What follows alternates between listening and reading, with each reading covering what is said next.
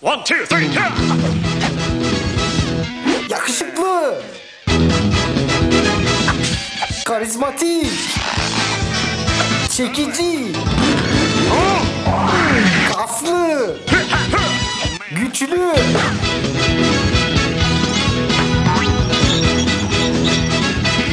Tanrım, saçlara bak.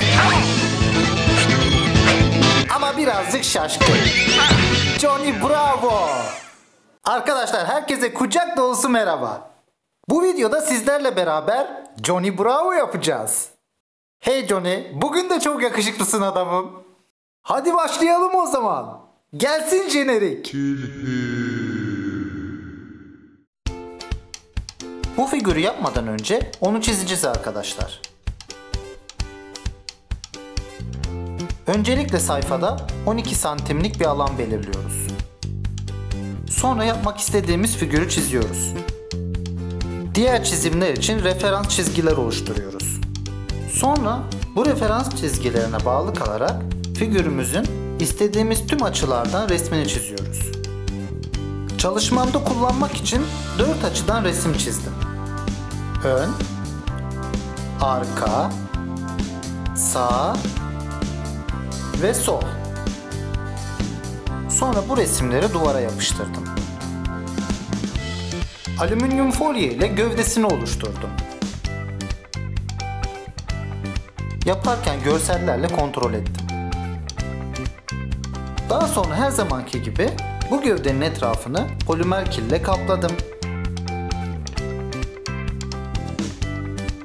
Ve yine kontrol ettim. Bacaklarını yapmak için bakır tel kestim. Önce sol bacağı, sonra sağ bacağı yaptım. Gövdede delikler oluşturdum. Bacakları bu deliklere yerleştirdim. Takiben bunların etrafını kille kapladım. Oluşan izleri kaybettim. Ayaklarını oluşturup şekil verdim. Ve yine kontrol ettim. Pantolon paçaları için bacaklarına parça ekleyip şekil verdim. Şöyle de ürün yerleştirme yapayım.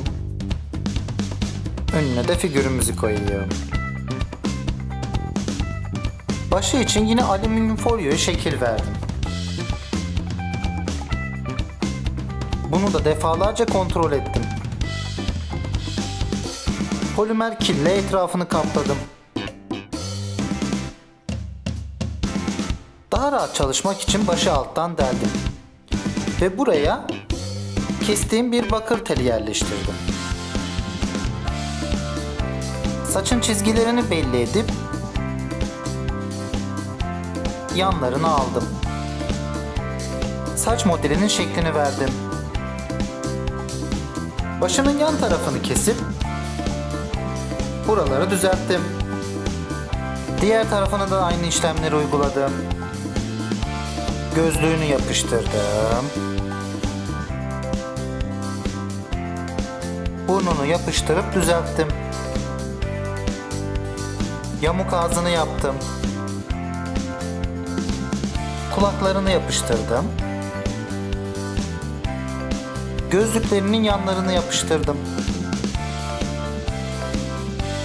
Gövdesinde delik açıp başını buraya yerleştirdim. Boynu için bu bölgeye parçalar ekleyip iyice yedirdim. Ve yine kontrol.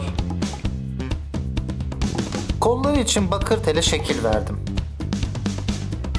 Polimer kille kolu oluşturdum. Kolun içini kesip bakır teli buraya yerleştirdim. Ellerini yapmak için bir parça kil aldım. Buna kendi elime baka baka şekil verdim. Kestim, oydum, düzelttim. Burasını nasıl anlatabileceğimi bilmiyorum. Ama merak etmeyin, benim ellerim 4 parmaklı değil. Bu Johnny'ninki. Pop, pop, pop, pop. Sonra bu eli çıkarıp bileğinden kestim. eli koluna yerleştirdim. Ve iyice yapışmasını sağladım. Diğer kolu da aynı şekilde yaptım. Son kolu için vücudunda delik deldim. Kolundaki fazla parçayı çıkarıp vücuduna yerleştirdim. Omzu için bu araya parçalar ekleyip iyice yapıştırdım. Ta ki ben sağ kolu için de vücudunu deldim. Fazla parçayı kestim ve kolu vücuda soktum. Sağ kolunu da vücuda iyice yapıştırdım. Kıvırdığı tişörtü için kollarına parçalar ekledim. Ve bunları yapıştırdım. Pantolon çizgisini belli ettim. Johnny fırın için hazır. What are you doing? Gel fırına gidiyoruz.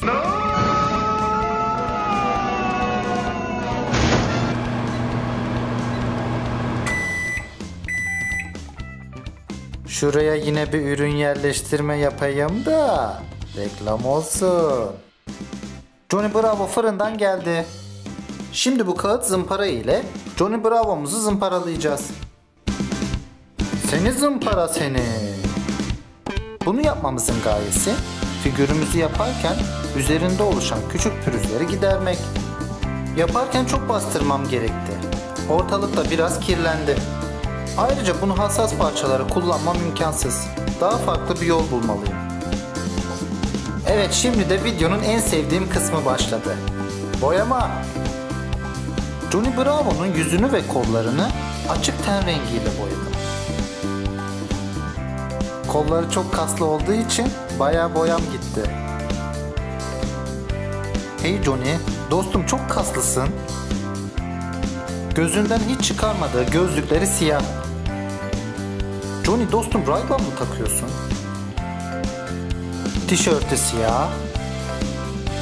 Kasları belli olsun diye X-Large bedeni small tişört giymiş. Sivri burunlu ayakkabıları siyah. Karizmatik gülüşlü ağzı. Beyaz. Saçları sarı. Johnny dostum, saçların çok havalı. Pantolonunu ise maviye boyadım. Johnny şu paçalarını indir ya. İşte karşınızda Johnny Bravo. 1, 2, 3, 4. Çok yakışıklıyım. Çok güzelim. Çok güçlüyüm. Çok kaslıyım. Kaslara bak.